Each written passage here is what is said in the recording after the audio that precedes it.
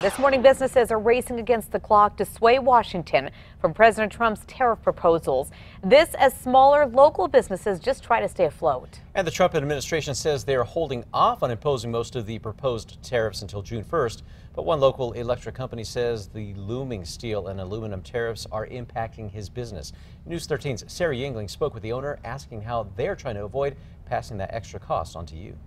It's a very big industry, and you're going to have a lot of plants built in the United States. Promises from President Trump in March that are not sitting well with businesses across the U.S. That includes a local electric company. Manufacturers were immediately gearing up with raising the cost. I'm assuming in anticipation for the price of their raw materials going up. Don Edegon, president of VA Electric, says he saw an immediate price hike after the president announced a 25% tariff on steel and a 10% tariff on aluminum. While the Trump administration decided to hold off on imposing most of its proposed tariffs until June 1st, it did little to calm fears. We were probably paying about $30 each for these. I'm guessing we're paying $55.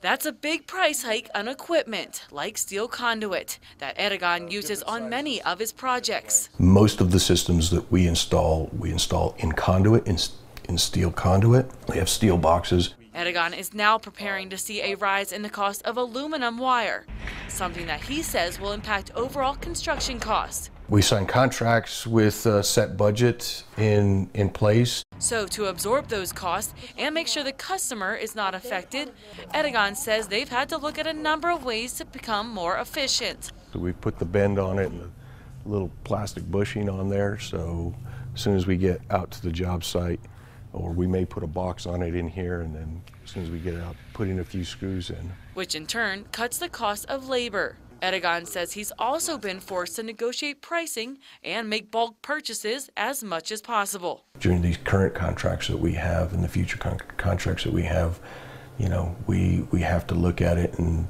try to make sure that we're providing a comprehensive price, but that's the best deal for all included.